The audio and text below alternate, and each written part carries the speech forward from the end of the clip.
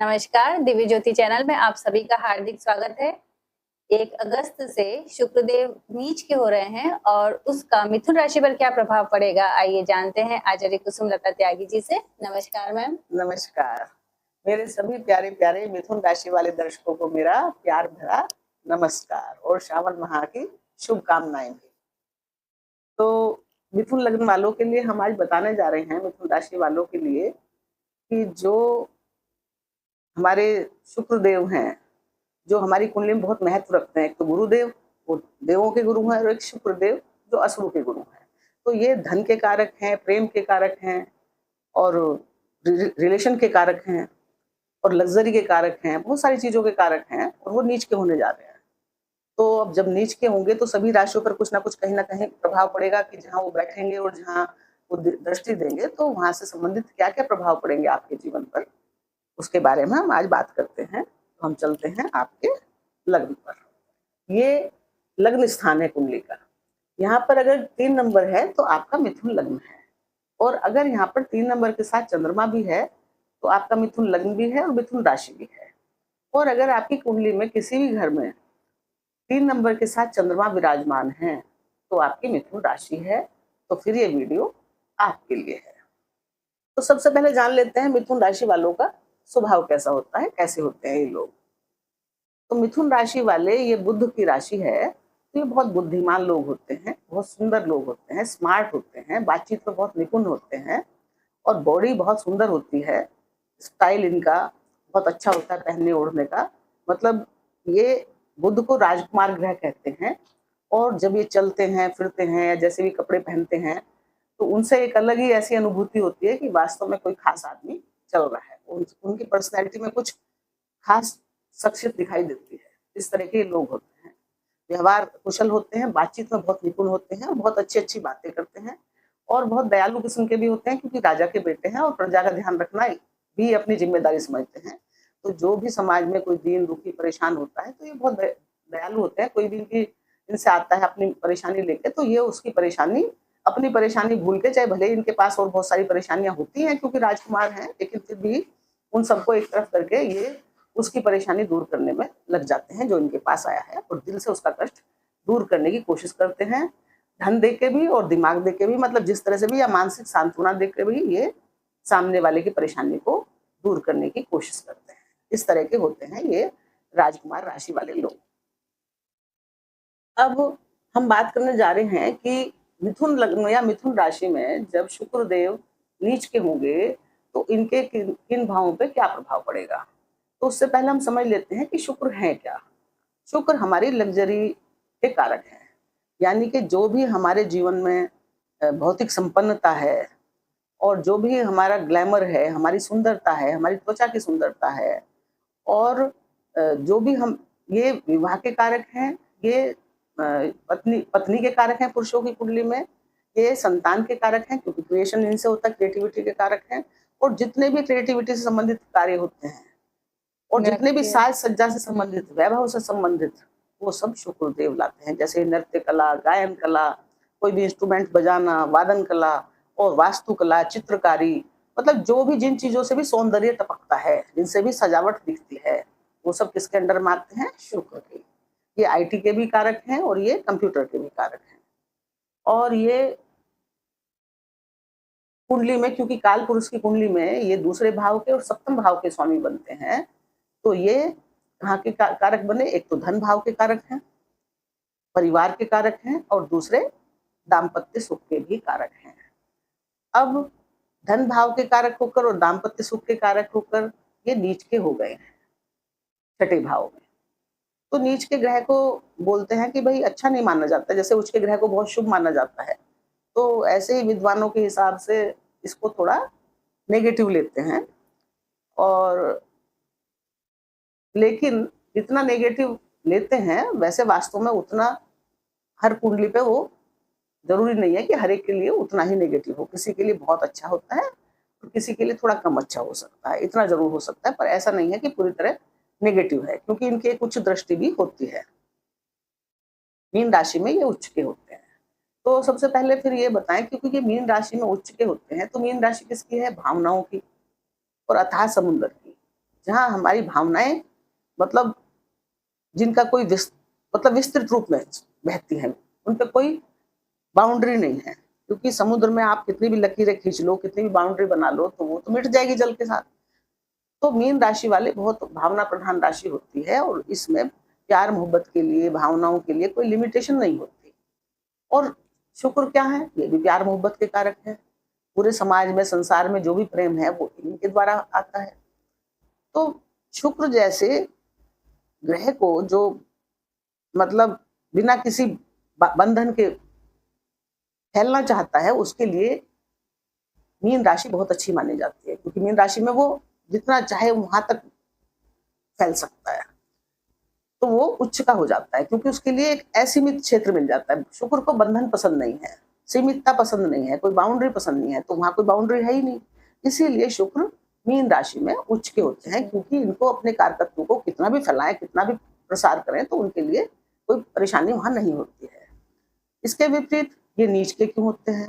तो जिस भाव में कोई भी ग्रह उच्च का होता है, उससे ठीक 7वें भाव में वो ग्रह नीच का होता है। चाहे कोई भी ग्रह हो, जहां वो उच्च का है जिस राशि में, उससे जो उसके सप्तम भाव में जो राशि पड़ती है, वहां वो नीच के होते हैं। जैसे 12वीं राशि कहाँ है?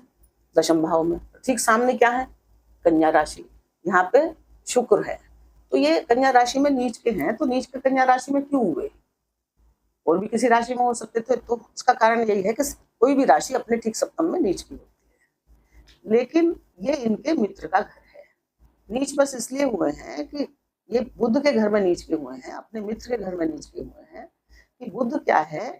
कन्या राशि का बुध है यहाँ पे, तो बुध बुद्धिमान ग्रह है और वो जो है अकाउंटेंट है, वो हर चीज को देखभाल के काम करता है।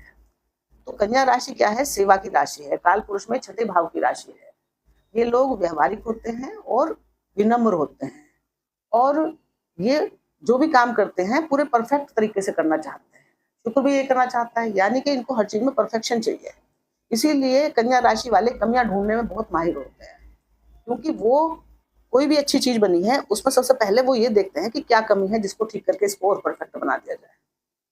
तो इस तरह से ये राशि जो है, ये विश्लेषण की राशि है। कन्या राशि व्यवहारिक राशि है, और क्योंकि ये व्यापारिक राशि है, बुध की राशि। बुध क्या है? तराजू है, तोल मोल के काम करना, कि ना इस पलड़े में ज्यादा हो जाए ना इधर। व्यापार करना है तो ज्यादा सामान दे देगा, अगर कम पैसों में तो नुकसान हो जाएगा उसे। तो वहां एक लिमिट है, एक बाउंड्री है कि भाई इसके अंदर ऐसे ही काम करना है। बुध क्या है? धन को समझते हैं।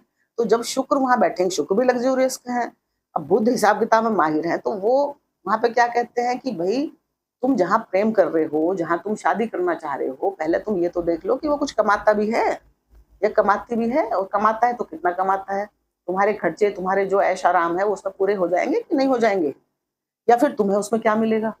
तो बुध उनको सब वो चीजें, यानी कि कन्या राशि है ना, तो वो शुक्र को वो सारी चीजें की जो परफेक्शन भी होना चाहिए और जो सेवा भावना भी होनी चाहिए, वो सब, या कोई कमी तो नहीं है, वो कमियां ढूंढते हैं ना। तो अब शुक्र को तो ये सब पसंद नहीं है, शुक्र का काम है बहना। अब जो शुक्र देवता प्रेम मोहब्बत के कारक हैं, अब प्रेम को कोई बाउंड्री तो पसंद होती नहीं। जो प्रेम करते हैं वो ये सब देखते नहीं है कि सामने वाला है कैसा, उनको प्रेम हो गया तो हो गया। लेकिन बुद्ध क्या कहता है कि भाई प्रेम करने से पहले देखो, सोचो, समझो। और बुद्ध को ये सब पसंद नहीं है, इसीलिए ये बुद्ध के घर में नीच के हो गए हैं। क्योंकि जितना ही फैलना चाहते हैं, जिस तरह से खुल के जीना चाहती है ये शुक्र वाले लोग, शुक्र उस तरह से इनको यहाँ कंट्रोल में थोड़ा इनके ऊपर कंट्रोल बढ़ता है। इसलिए ये यहाँ पर अपने को पूरा कंफर्टेबल महसूस नहीं करते हैं, इसलिए नीचे हैं। बाकी ये अपने मित्र के घर में है। आप देखो, पहले ये कर्क राशि में थे, फिर ये सिंह राशि में आए शुक्र। कर्क राशि भी इनकी शत्रु राशि है। बुध, हालांकि चंद्रमा तो इनको बहुत प्यार करते हैं, उनके पुत्र है ये, लेकिन बुध चंद्रमा से वो शत्रु मानते हैं। और बुध सूर्य को तो शुक्र चंद्रमा को शत्रु मानते हैं, और शुक्र जो है सूर्य को भी अपना शत्रु मानते हैं। इनके आपस में शुक्र और सूर्य की भी शत्रुता है। तो पहले क्या था, भले ये कहीं भी थे, लेकिन एक शत्रु ग्रह के घर में रह रहे थे शुक्र।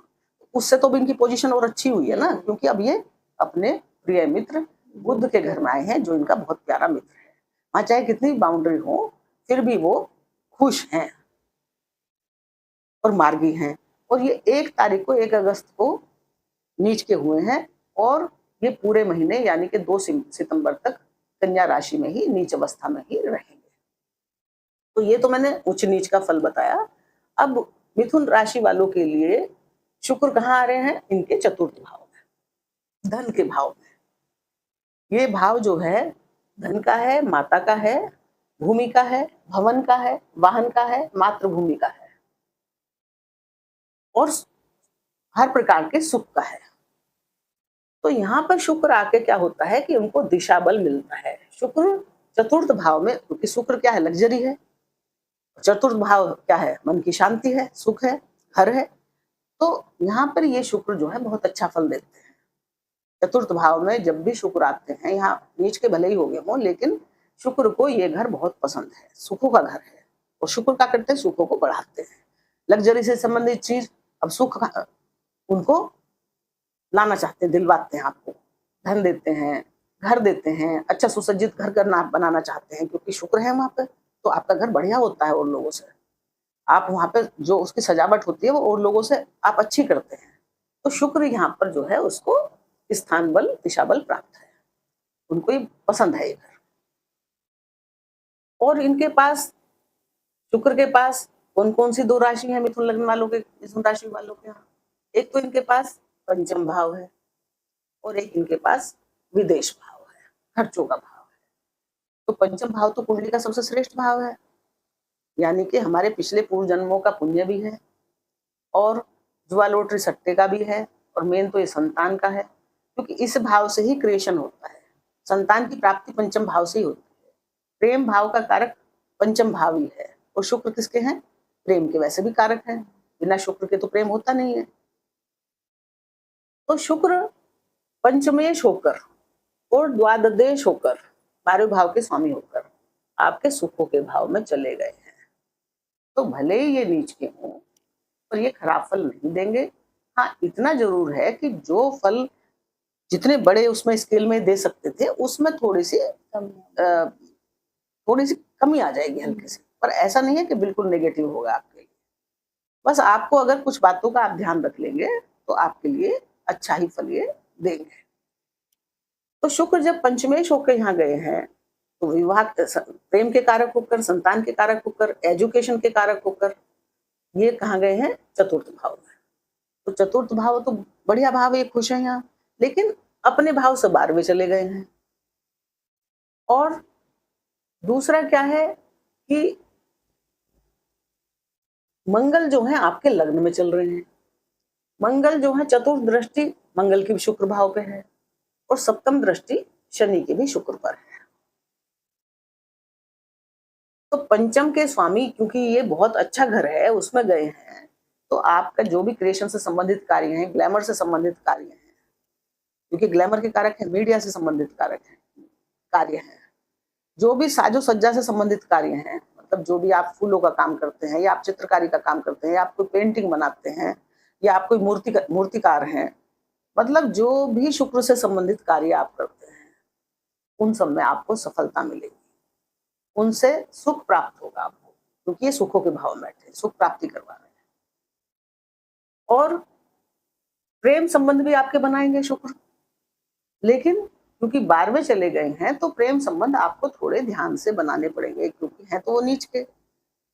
तो आपको प्रेम संबंधों में ध्यान देना पड़ेगा कि कुछ जल्दबाजी में प्रेम संबंध बनाते समय गलती ना हो जाए, क्योंकि शुक्र जो है इस समय नीच के हैं, और वो किसी गलत प्रेम में, जो कि आगे चल के आपको ठीक ना लगे, ऐसे प्रेम में भी जल्द फंसा सकते हैं। इसलिए आपको, क्योंकि मंगल की दृष्टि है ना, तो जल्दबाजी में काम ना करें, क्योंकि शुक्र तो है काम वासना, और मंगल है जल्दबाजी और उत्तेजना।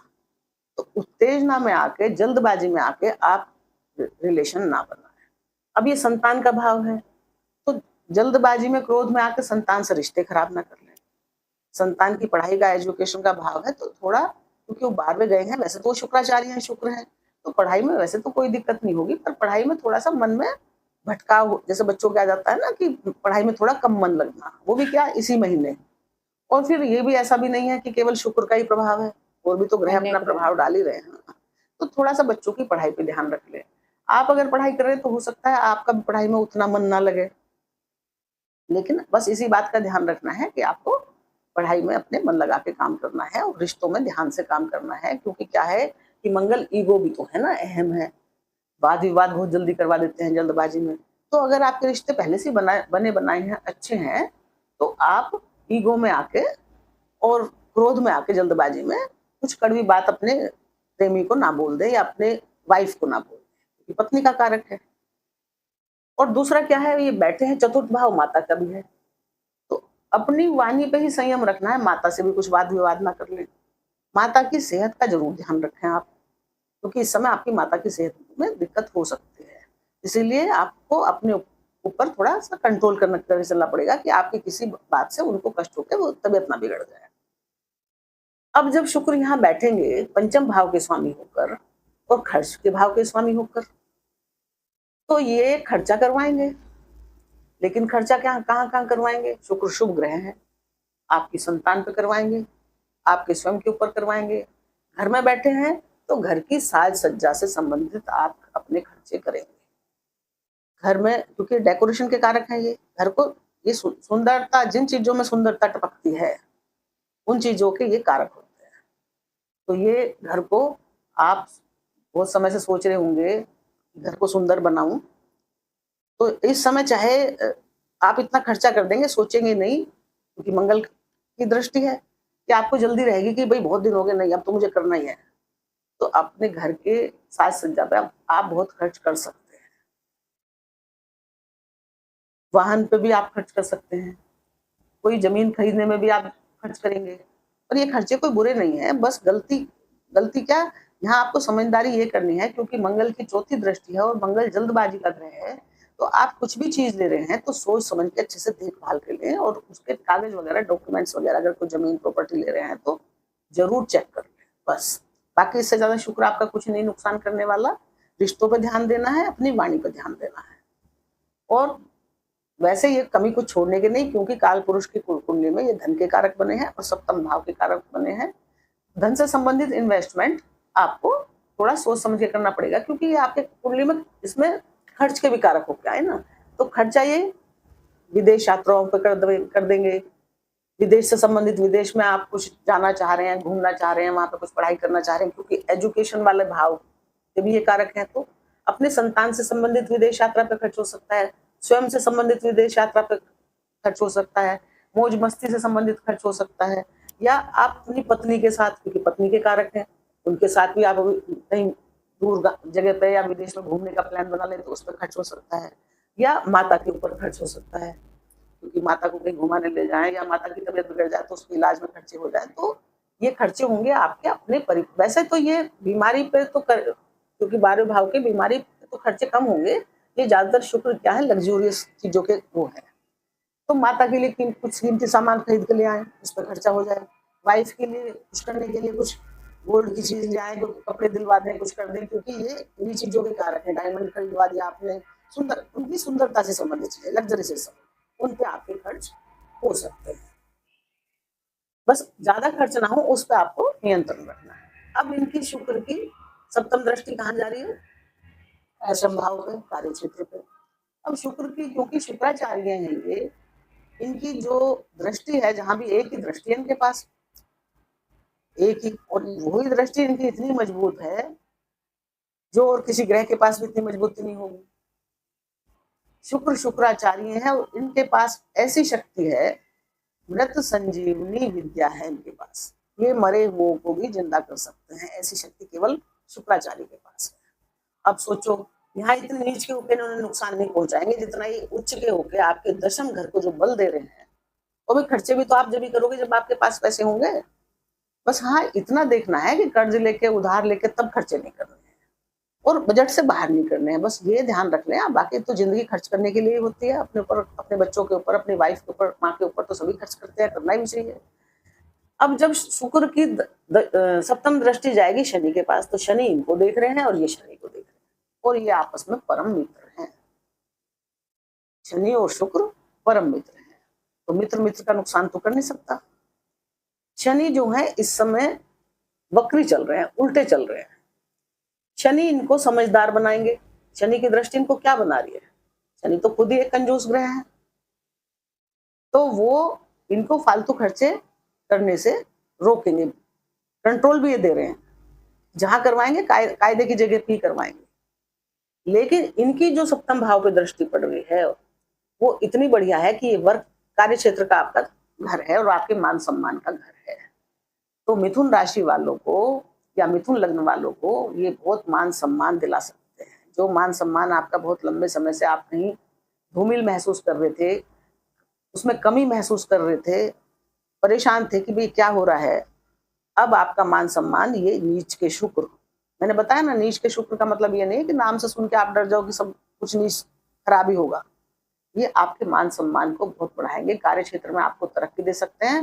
व्रत संजीवनी मतलब जो यहाँ से रिश्ते खराब हो गए थे, मान लिया उच्च अधिकारियों से रिश्ते खराब थे या पिता से रिश्ते खराब थे या कार्य क्षेत्र में दिक्कत थी, रुकावट थी, कार्य क्षेत्र में काम चल ही नहीं रहा था, उसमें अब इनकी संजीवनी दृष्टि पड़ गई है, तो वहां पर वो सब जीवित हो गए। आपका मान सम्मान जीवित हो गया, आपका कार्य चल पड़ा, आपका उच्च अधिकारियों से आपको सहयोग मिलेगा। और सबसे ये तो इनकी तो दृष्टि का कमाल है। ये ऊपर से शनि जो बैठे हैं मीन राशि में, ये रेवती नक्षत्र में बैठे हैं।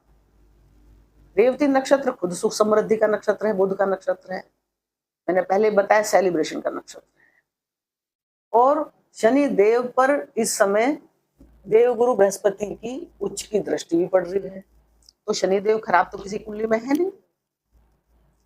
तो इस समय शनिदेव क्या करवा रहे हैं? सेलिब्रेशन। ये एक पुराने युग की समाप्ति करवाने वाले हैं और नए युग की शुरुआत करवाने वाले हैं। कब से? 3 जून 2027 से। तो इस समय कार्य क्षेत्र में भी आपके बहुत बड़े बड़े परिवर्तन होंगे, क्योंकि जहां बैठे वहां परिवर्तन करवाएंगे, जहां देखेंगे वहां परिवर्तन करवाएंगे, तो वहां परिवर्तन तो बहुत बड़े बड़े होंगे, पर वो परिवर्तन एक नए युग की शुरुआत करेंगे, एक अच्छे जीवन की शुरुआत करेंगे। क्योंकि पुरानी चीज खत्म होती है तभी तो कुछ नया बनेगा। अब मान लिया किसी का खंडहर घर पड़ा है बेकार बहुत दिन से, अगर उसको तो पहले तो तोड़ना ही पड़ेगा ना, उसे हटाना पड़ेगा, मलबा हटाना पड़ेगा, तभी तो वहां नई बढ़िया बिल्डिंग बनेगी। तो कुछ भी जब चेंज आता है जीवन में तो कष्ट होता है, और हम बड़े लोगों को तो, पुराने लोगों को तो ज्यादा ही होता है, हमें हर चीजों से ना बहुत प्यार होता है। तो कुछ भी पुराना जब नुकसान होता है, कोई बच्चे ये बोलते हैं कि वैसे तोड़ के नया कर लेते हैं, वो कर लेते हैं, तो हमको तकलीफ होती है, लेकिन उसके बाद सुख की प्राप्ति होगी। क्योंकि शनिदेव क्या कह रहे हैं? सेलिब्रेशन। अब ये शनिदेव जब तक भी गुरु की दृष्टि है और जब तक भी ये बुध के नक्षत्र में है, हालांकि अब तो शायद ही अपने नक्षत्र में आ जाएंगे उत्तरा भाद्रपद में, पर अपने में है, ये बस मेहनत ही करवाना चाहेंगे। अपने में क्या करवाएंगे? अपने में कुछ खराब तो कर नहीं रहे, अभी तक तो बुध के में थे रेवती में, अब उत्तरा भाद्रपद में आएंगे, तो उत्तरा भाद्रपद में भी ये इनका स्वयं का नक्षत्र है, तो उसमें ये क्या करेंगे? सिर्फ ये चाह रहे हैं कि आप धैर्य रखें और आप मेहनत करते रहें। मेहनत चाह रहे हैं अब ये, बिना मेहनत के नहीं मिलेगा इस दौरान। और ईमानदारी बरतें, सच्चाई रखें जीवन में, और कुछ भी ऐसा काम जो अनैतिक है, जो आप खुद समझ रहे हैं कि गलत है, इसे नहीं करना चाहिए, उसको ना करें। शनिदेव सच्चाई के साथ हैं, गलत कामों के साथ नहीं है। किसी भी कारण से जो कुछ गलत हो जाता है जीवन में, उसका ये साथ नहीं देते हैं। तो कोशिश ये करें कि भाई गलत काम कुछ हमसे ना हो पाए। कई बार ऐसी मजबूरी में फंस जाता है इंसान की, करना पड़ जाए वो तो अलग बात होगी, पर अपनी मर्जी से जानबूझ के गलत नहीं करना चाहिए। तो इस तरह से जो है शुक्र देवता आपको मान सम्मान की बोध कर रहे हैं। इस समय मिथुन राशि वालों के लग्न में मंगल हैं, जो आपको अति उत्साही बना रहे हैं, बहुत हिम्मत, और क्योंकि लग्न में मंगल बहुत हिम्मत दे रहे हैं, ताकत दे रहे हैं, तो बस उसी लिए आप, क्योंकि साहस ज्यादा है और जल्दबाजी ज्यादा है, जब साहस ज्यादा है तो जल्दबाजी और साहस के चक्कर में कोई वाद विवाद ना करें रिश्तों में। ये जो शुक्र है मेन रिलेशन का है, लग्जरी का है, तो इसमें वाद विवाद ना करें, ना पत्नी से, ना किसी स्त्री से, ना माता से, किसी से भी वाद विवाद में ना उलझे। बस आप वाद विवाद में नहीं उलझेंगे, जल्दबाजी में काम ना करें, क्योंकि मंगल की चतुर्थ दृष्टि होने से शुक्र पे, शुक्र में क्या हो गया कि जल्दबाजी आ गई, और कोई भी इसमें कुछ भी दिक्कत नहीं है, सब अच्छा ही अच्छा है, कोई भी परेशानी नहीं है। हाँ क्या है, शुक्र जो है क्योंकि छठे भाव के छठी राशि के पे आए हैं ये, तो ये क्या है कि ये कुछ पेट से संबंधित बीमारी दे देते हैं, शुगर की बीमारी दे देते हैं, शुगर के है ना, तो पेट से संबंधित, आंतों से संबंधित और शुगर से संबंधित बीमारियों का, लीवर से संबंधित आप अपना थोड़ा ध्यान रखें, अपना खाना पीना थोड़ा ऐसा रखें जो कि इस तरह की प्रॉब्लम ना हो, शुगर वगैरह कम लें थोड़ा। तो इस तरह मिथुन राशि वालों, अगर फिर भी मतलब आपको कोई अपने जीवन में कुछ प्रॉब्लम थोड़ी महसूस हो रही है, तो आप गणेश भगवान की पूजा करें, और सावन का महीना चल रहा है, शंकर भगवान की पूजा तो मैं कहती हूँ सब करें, उससे बड़ी पूजा कोई है ही नहीं। और शुक्र देवता को प्रसन्न करने के लिए स्त्रियों का सम्मान करें, और शुक्र के बीज मंत्र ओम द्राम द्रीम ब्रोम सह शुक्राय नमः, इसकी एक माला आप रोज कर लेंगे, माता लक्ष्मी की पूजा कर लेंगे, तो आपका जो है ये जो शुक्र का जो नीच के शुक्र का जो गोचर है वो बहुत बढ़िया में तब्दील हो जाएगा, बहुत अच्छा हो जाएगा, उसका कोई भी साइड इफेक्ट आपको नहीं मिलेगा। और हमारी सभी शुभकामनाएं आपके साथ हैं, आप हमेशा खुश रहें, प्रसन्न रहें, खूब लग्जूरियस जीवन जिएं, और इन्हीं शुभकामनाओं के साथ आपको नमस्कार। धन्यवाद।